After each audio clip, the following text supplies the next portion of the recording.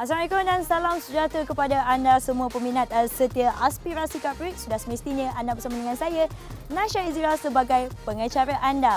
Baiklah, sekarang ini saya berada di Puchong Selangor, di mana sebelum ini kita pernah berada di sini. Ingat lagi tak? Sewaktu itu kita berkongsikan cerita mengenai RCB. Tapi kali ini kita tidak akan bercerita mengenai RCB, di mana kita akan bercerita mengenai sebuah helmet. Helmet apa tu? Sudah semestinya helmet KYT. KYT ini sudah tidak asing lagi di kalangan penunggang-penunggang motosikal di luar sana. Jadi, saya tak nak cakap panjang kerana selepas ini kita akan berbual dengan seseorang dari pihak KYT. Jadi, tanpa melengahkan masa, jom kita masuk ke dalam.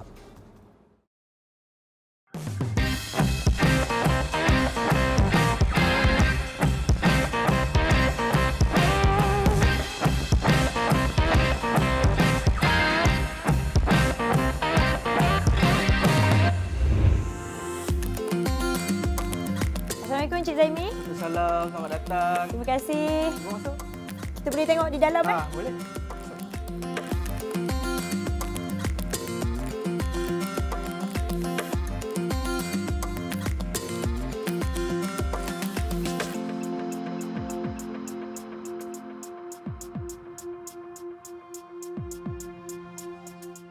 Baiklah Encik Zaimi, terima kasih kerana sudi luangkan masa bersama dengan Aspirasi Kaprik. Jadi sebelum kita berbual lebih panjang, mungkin Encik Zaimi boleh memperkenalkan diri terlebih dahulu.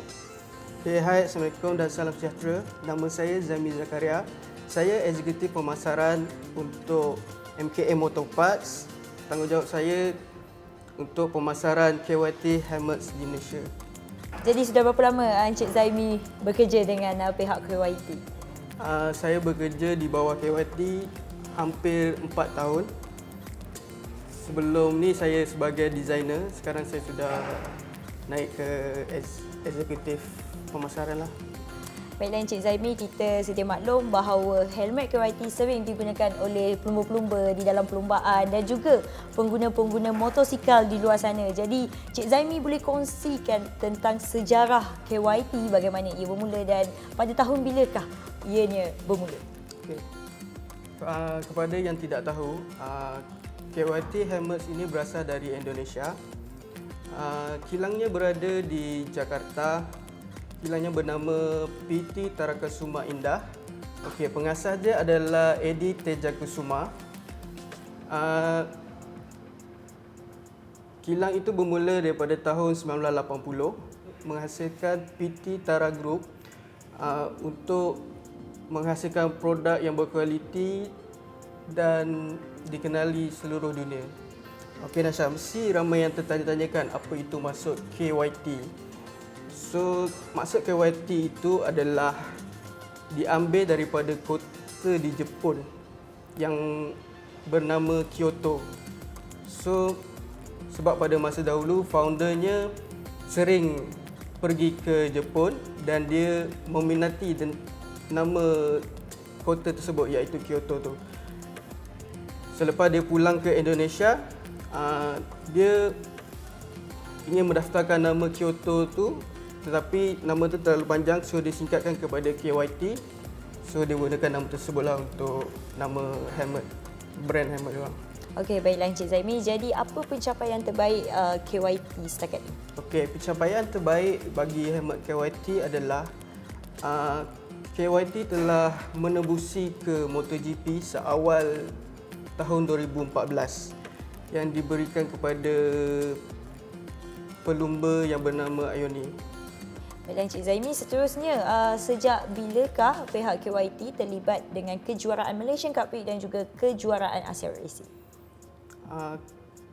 KYT Helmets melibatkan kejuaraan Cup Prix dan kejuaraan Asia Racing sejak beberapa musim yang lalu.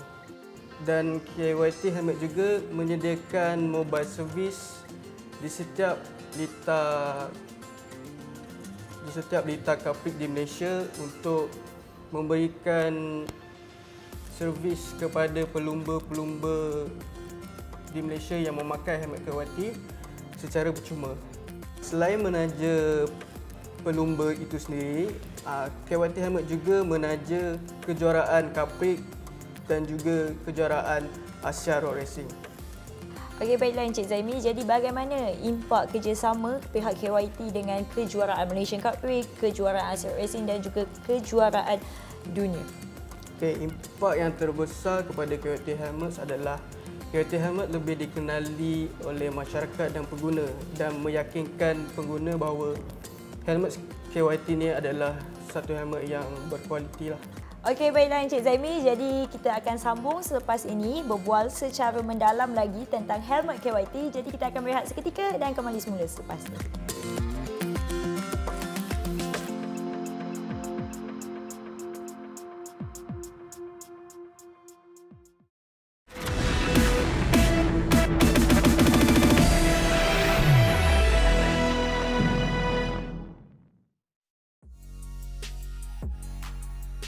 Baiklah, bertemu semula kita dalam Aspirasi Cup Rig dan sekarang ini kita dah masuk ke bahagian yang paling disukai oleh penonton-penonton di luar sana, di mana Encik Zaimi akan menerangkan jenis-jenis helmet yang dikeluarkan oleh KYT. Jadi Encik Zaimi, apakah jenis-jenis helmet yang ada yang dikeluarkan oleh KYT? Okey, di Malaysia kita ada 4 jenis helmet. Yang pertama adalah full face macam ini. Yang kedua adalah open face macam ini, open face. Dan yang ketiga adalah motocross. Yang keempat adalah flip up. Full face tapi yang boleh buka punya lah. Okey, untuk helmet full face kita ada 5 jenis model. Iaitu yang pertama adalah Titicus. Ini adalah yang paling baru lah. So kita ada NX Race, KR1, NFR dan juga Venom. Untuk open face pula kita ada Venom, kita ada NFJ, Voodoo dan juga Hellcat. Dan juga kita ada motocross punya helmet dan juga Convair flip up yang full face boleh buka punya. Jadi Encik Zaimi, apa perbezaan helmet-helmet yang Encik Zaimi terangkan full face dan juga helmet yang digunakan oleh pengguna-pengguna motosikal di luar sana? Perbezaan yang digunakan ketika digunakan hari yang biasa dan juga di dalam perlumbaan. Untuk penggunaan perlumbaan, kita menggunakan helmet NX Race macam ini. Okay. Ini adalah NX Race yang digunakan dalam perlumbaan. Helmet ni lebih ringan dan tahan lasak. Okey, baiklah Encik Zaimi. Seperti Encik Zaimi katakan, di dalam perlumbaan helmet lebih ringan nak dibandingkan helmet di luar. Jadi, adakah pemilihan saiz sangat penting ketika di dalam perlumbaan? Betul, pemilihan saiz juga amat penting untuk pelumba dan pengguna luar. Sebab saiz yang longgar atau terlalu ketat akan membuatkan pelumba atau pengguna harian tidak selesa lah bila kita memakai helmet KYT. Okey, baiklah Encik Zaimi. Seterusnya, bagaimana pula dari segi tips penjagaan helmet? Okay, tips penjagaan helmet, helmet kita perlu selalu dibersihkan lah, dilap supaya kita punya visor ni tidak kotor atau mengganggu kita punya penglihatan ketika kita menunggang motosikal. Okay, untuk helmet KYT juga, padding ini boleh dibuka untuk dibersihkan atau dibasuh lah. Ini, so kita boleh buka ni.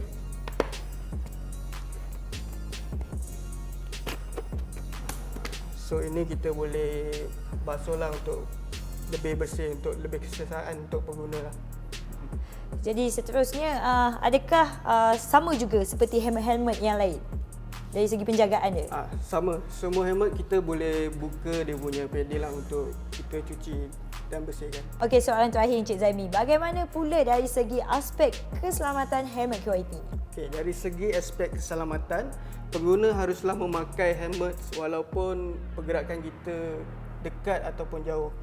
So helmet ini adalah satu keperluan untuk kita menjaga kita punya kepala daripada berlaku pencederaan atau kemalangan. Yang kedua adalah helmet perlu disahkan oleh Jabatan Pengangkutan Jalan dan juga SIRIM. So yang ketiga adalah macam tadi dia punya saiz. Saiz kita perlu memilih yang bersesuaian dengan kepala kita supaya ia tidak terlalu ketat ataupun longgar untuk keselesaan pengguna lah. So yang keempat, pengguna harus memilih helmet yang original daripada kilang atau daripada pengedar yang sah di Malaysia. Dan terakhir, pastikan pengikat helmet ini adalah yang berkualiti dan tahan lasak lah, supaya bila kita berlaku kemalangan ataupun apa-apa, helmet ini tidak tertanggal daripada kepala kita. Okey, baiklah. Itu dia perkongsian daripada Encik Zaimi sendiri mengenai helmet KYT. Jadi, terima kasih banyak Encik Zaimi kerana sudi luangkan masa bersama kami di Aspirasi Kaprik. Jadi, kepada anda semua, jangan ke mana-mana kerana selepas ini kita akan saksikan sorotan perlumbaan dan kita akan berehat seketika.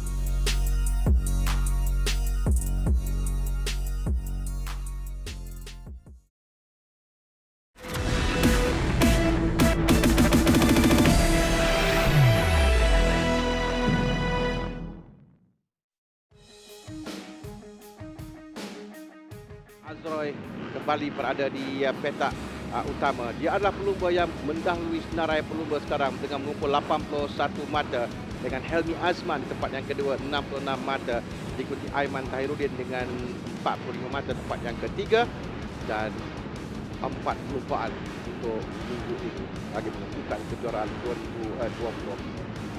Dengan perlumbaan gelita sekarang, mereka telah pun diberikan jam untuk dilepaskan 11 pusingan, 4 lampu merah, dan mereka bermula sekarang permulaan yang baik oleh Akid Nurlaju, dan Muzakir memberikan cabaran kepada Abdul Hakim Anwar, dan dari sebelah kiri juga kita lihat seorang pelumba yang masuk dari kawan Aziz Helmi Azman, Aiman Tahirudin, tapi di hadapan nombor 13 untuk laju ke selekoh yang pertama di awal perlombaan ini. Cantik bagi Akid untuk menguasai dari kiri terus ke kanan untuk mengambil selekoh yang pertama dan selekoh yang kedua dengan baik. Akid mendahului perlumbaan. Sudah kedudukannya, tapi kita lihat 9 pelumba teratas ini dipisahkan kurang dari 1 saat antara mereka. Walaupun ada perubahan sedikit kerana Azroy kembali kepada nombor 42 Syafiq Zarik yang bukan masa terpantas pada pusingan yang pertama. Dia juga berada di hadapan 46 Ahmad Fazli Syam. Menerusi menyaksikan Azroy yang berada di belakang sedikit dalam kelompok. Mungkin ini sebahagian dari strategi yang mereka rancang untuk perubahan ini. Dan Jagoh berada di hadapan bekas juara Kesan Capri Fazli Syam, kalau tidak silap saya 46 di hadapan. Dan kelompok yang sangat besar kerana sekarang ini lebih daripada 10 pelumba yang kurang dari 1 saat. 46 di hadapan Fazli Syam. Bersebelahan dengan Akid laju untuk dia berada di hadapan tempat yang pertama. Akid, Fazli Syam, Nazim Fairuz, Ramdan Rosli, Syafiq Zarik, Afendi Rosli, Ahmad Habib Amran, Azroy, Helmi, Izam Iqbal, dan juga Muzakir Muhammad yang dipisahkan kurang dari 1 saat. Dan 7 pusingan lagi yang ketamat tadi. Mereka yang dapat mereka 8 ada di tempat yang pertama sekarang ini. Ambil giliran untuk memimpin perlumbaan. Yang penting untuk mereka berada dalam kelompok di bahagian hadapan, tidak melepaskan di hadapan jauh. Sekarang ini kita ada 9 pelumba dipisahkan kurang dari 1 saat dan dari kelompok lain dan di belakang. Sekarang nampak di antara Helmi Azman dan juga Izam dan juga tadi Abdul Hakim Anwar di tempat yang pertama. Belakang Syafiq Zarik, Syafiq Izam dan berikan cabaran kepada Azroy. Akid dalam sedikit di tengah, juga dengan Ramdan Rosli, Haziq Fairuz, Zaki berada di tengah sekarang. Yang penting keluar dari selekoh terakhir itu menuju tingkatan penamat nanti antara pelumba. Jadi kalau berdasarkan apa yang berlaku sekarang ini, akan ada satu kelompok besar keluar dari selekoh menuju tingkatan penamat dan mengambil laluan masing-masing, kerana lintasan yang lebar membolehkan mereka boleh untuk mengambil laluan yang berbeza di antara satu sama lain. Di hadapan sekarang ini Helmi Azman dengan menangi perlumbaan di sini pada pusingan yang pertama. Dan dahulu perlumbaan sekarang dengan yang akan tamatkan. Yang kedua di hadapan Azroy, Aziz Fairuz, Akid, Izam pula yang sekarang mintas naik tempat yang kedua. Belakang Azroy kembali berada di hadapan tempat yang pertama. Mula borak langkah sebelahan kelompok yang cukup besar. Dan keputusan pada pertandingan yang pertama, Azroy yang berada di hadapan akhirnya dipintas pada perlumpaan oleh Helmi Azman dan Karul Ikhwan Aziz. Sudah sangat menentukan ini juga lihat ada kelompok yang besar dengan 4 pusingan lagi akan tamatkan. Iran Zaini Salihan yang berada di tempat yang ke-12 menunjukkan masa yang terpantas 1 minit 18.163 saat. Belum Yipon Yama Wawai Pang Racing. Walaupun tempat 12 menunjukkan masa yang terpantas setakat ini. Abdul Hakim Anwar, Izam Iqmal Zamri, Abdul Aziz, Muhammad Hari yang sampai ke gaitan tamat pada kekan 1, 2, 3 dan 4. Baru tempat yang kelima, tapi bukan berubah di setiap pusingan dan hampir di setiap selekong juga mereka akan mengambil giliran. Izam pula yang berada di hadapan sekarang dalam di perlumbaan nomor 24 di tempat yang pertama, diikuti dengan Akid Aziz dan juga Azroy berada di situ dari dalam cuba masuk. Azroy bersama dengan Helmi. Akid tolak untuk naik tempat yang kedua sekarang.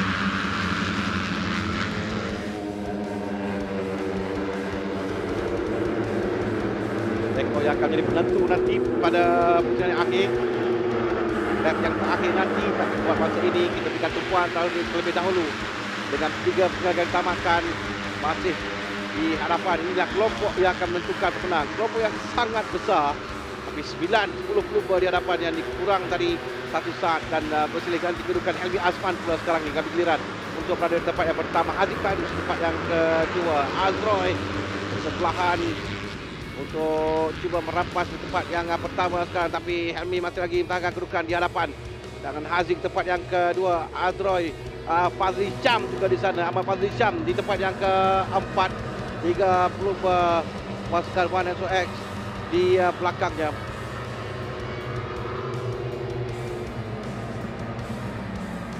Besar ini dengan 3 pusingan lagi yang tamatkan 2 pusingan. Itu kita akan lihat nanti mana kedudukan mereka. Masa ini Azroy jasa berada di bahagian hadapan, tahankan kedudukan cuba untuk meneruskan penguasaannya musim ini. Takat ini bagi Azroy, jasa berada di atas podium, menang pada pusingan yang keempat di Kuala Terengganu, tempat kedua di pusingan ketiga di Tan Sepang Selatan, tempat kedua di Lintang Tangkat, tempat ketiga di sini pada pusingan yang pertama. Dan 2 pusingan lagi yang ditamatkan. Fazli Syam pula berada di hadapan.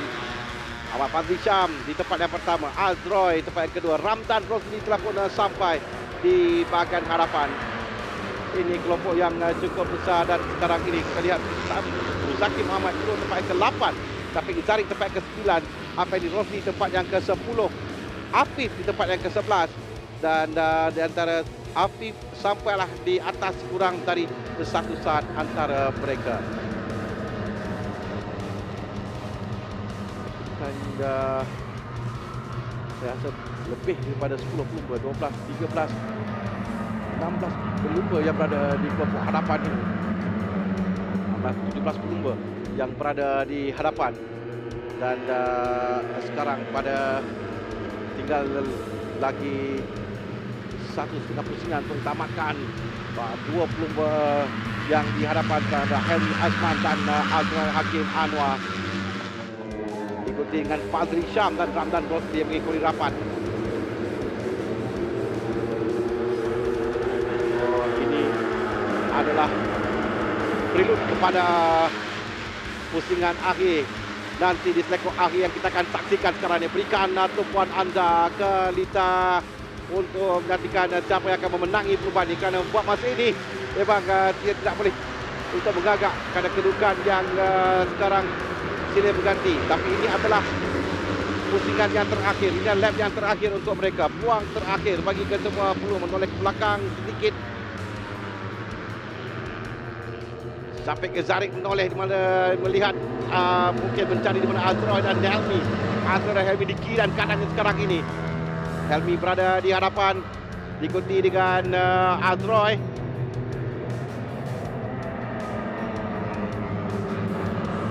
Sekarang Helmi telah pun sampai. Helmi dan juga Azroy, dua pelumba ini. Dan LCK menyaksikan bagaimana Helmi akan cuba untuk menangi perlumbaan yang keduanya di Blitar Utara. Tempat senang pada pertandingan yang pertama. Azroy di tempat yang kedua sekarang. Di belakang Azroy adalah Aman Afif Amran. Mereka menuju ke sektor pertama. Inilah penentuannya. Kejutan untuk sampai ke atas penamaan di antara Azroy, Helmi dan juga Afif. Azroy, Helmi dan juga kita lihat bagaimana sampai terlebih dahulu. Sampai Helmi sampai terlebih dahulu. Helmi berjaya menangi perlumbaan sekali lagi di Blitar Utara Sepang ini. Afif tempat kedua, Azroy sekali lagi terpaksa berpuas hati di tempat yang ketiga. Azroy tempat yang ketiga, Iqmal Izam di tempat yang keempat. Yulzi hanya mampu tersenyum melihat Azroy telah mencuba habis-habisan, tapi dia masih berjaya berada di atas podium dengan Aiman Terudin di tempat yang kelima. 6 Malafan Rosli, 7 Ramdan Rosli, Hazif Farus 8, 9 Akid Aziz, 10 Fadli Syam, 11 Rizal Zaidi. Kita saksikan sekali lagi daripada keluar dari selekoan terakhir, Helmi yang berada di hadapan. Dan kita perhatikan Afif yang cuba untuk masuk di sebagai dalam, kerana Helmi memberikan tumpuan kepada Azroy, tapi di sebelah kanannya sangat hampir, sangat rapat, sangat rapat. Perbezaan antara Helmi dan Afif 0.008 saat. Azroy dan juga Afif 0.022 saat. Berjaya memenangi perlumbaan untuk pasukan HRF SCK Honda Racing. Baiklah, dijemput Suci Kiong. Ini adalah kemenangan yang Honda SCK HRF bagi Helmi, kemenangan yang ketiganya di Blitar Sepang. Ada beberapa pasukan untuk pasukan HRF SCK Honda Racing. Suci Kiong sendiri yang mengambil trofi kemenangan untuk pasukan HRF SCK Honda Racing.